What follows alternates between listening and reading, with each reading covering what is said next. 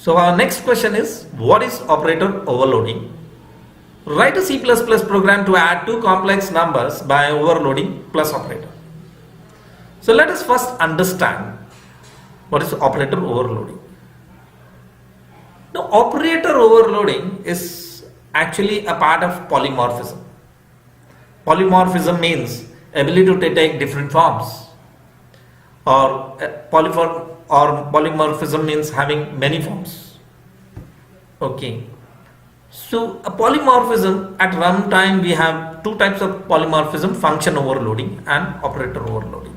So I'll basically, before I actually show you what is operator overloading, I would want to actually tell you what is function overloading, so that it becomes more clearer to you and it's more easy for you to understand the operator overloading.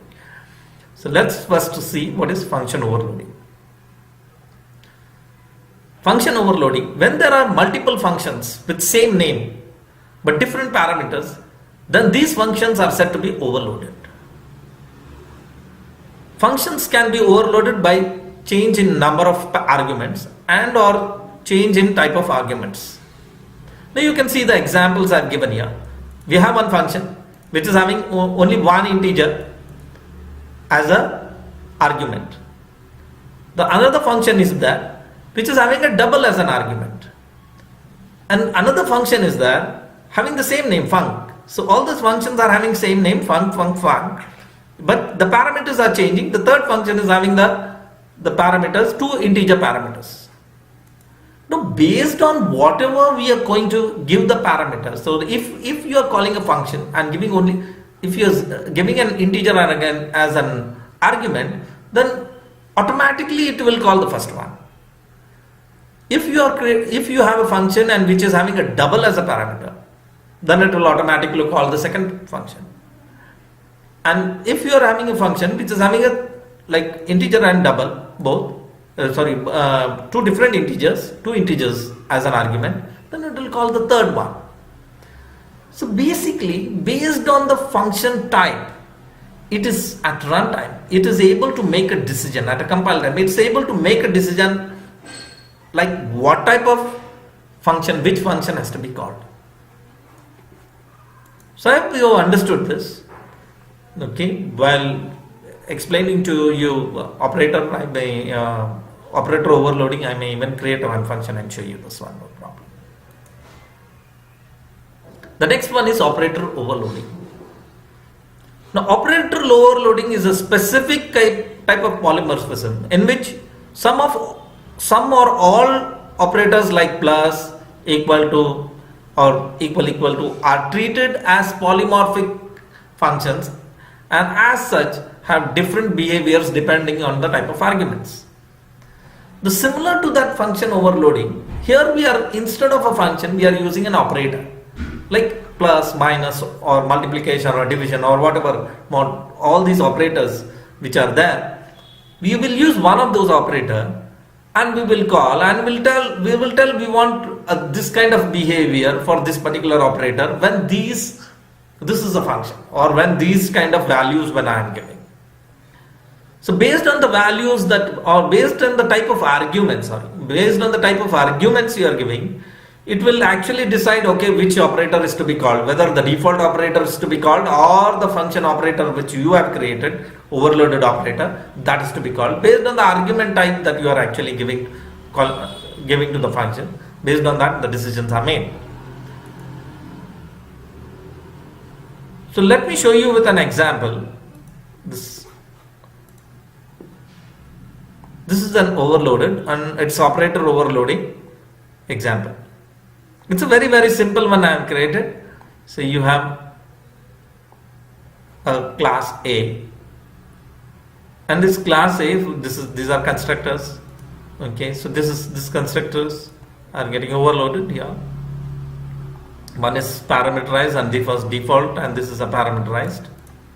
And we have one more function here, a function which will give out the value, whatever value is there of A, where and B, we are giving the values back. So A and B values will be. So this is actually this is a program that adds two complex values. So two complex numbers. So the complex number is A and the imaginary number. The number is A and the imaginary number is B. So what we are doing now here is this is the operator. The operator overloaded function. This is a syntax basically.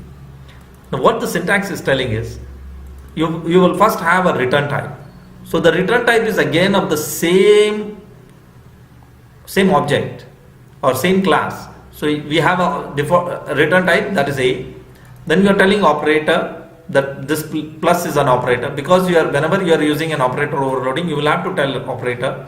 So this is a part of the syntax, and whichever operator you want to use, maybe plus, minus, integer, or plus, minus, division, multiplication, whatever you want to use an operator, you can basically use it here.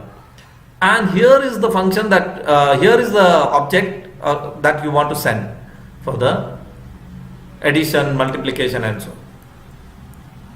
So here we are creating, in this particular class, we are creating one new object of temp class, and what we are doing is whatever value is come, so whichever function is going to call, whichever actually object is going to be calling, that becomes the default actually. So that becomes like this is A means it's taking whichever the first one. Let me go back and show you here. So if C and C plus 2 is there, so it's what it is doing is this C1 is a default one. So C1 is calling C2. It's something like that.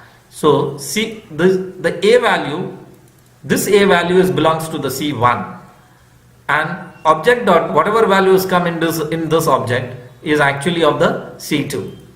So object dot A means it is going to take the value of C2, and object dot B, it's going to take the imaginary value of the C2, and B is actually taking the value of C1.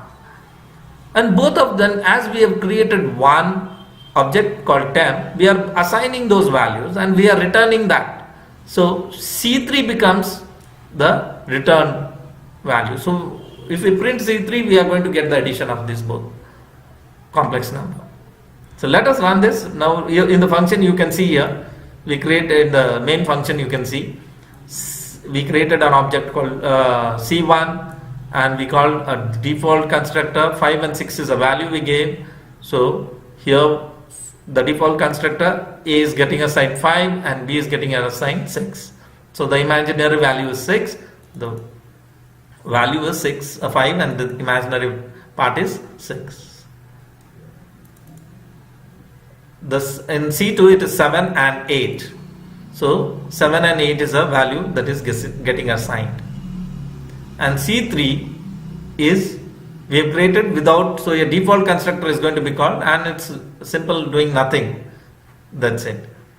Now here we are going to show the value. So we are going to show whatever value we have assigned, we are going to show it here. So C1.show is actually going to show the value of C1. Then C2.show is going to show the value of C2. And C1.C2 is calling the operator overloading, that is this particular function, operator overloaded function. So it is called by the C1, as I told you, and the C2 is actually the value which is sent, and both are going to get added, and the new value is going to be stored into the temp, and the temp value is returned, and as the temp value is assigned to the C, whatever return value is assigned to C, so naturally the C value gets updated with the addition of these two complex numbers. Now here again we are displaying the C3 value. So let us execute this and check. So I will execute it, I'll compile it. So I've executed this. Now you can see here the first object is 5 and 6. So 5 plus I6. The second value is 7 and 8. 7 plus I8 and C3. And C3 is here, as you see, C1 plus C2. That is 5 plus 7, 12, and 6 plus 8 is 14. So the sum of this is, it is displaying here. So I hope you have understood this. It's been very clear and simple to understand.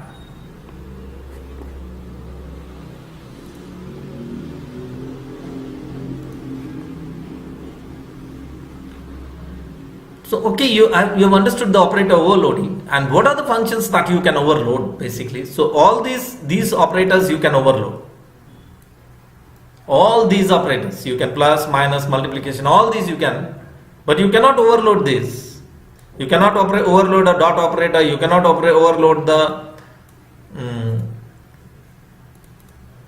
all these operators basically.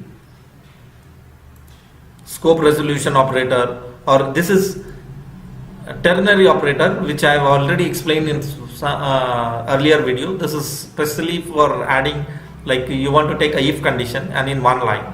So a ternary operator, so you cannot overload this as well. You cannot overload the hash or double hash or any preprocessors basically.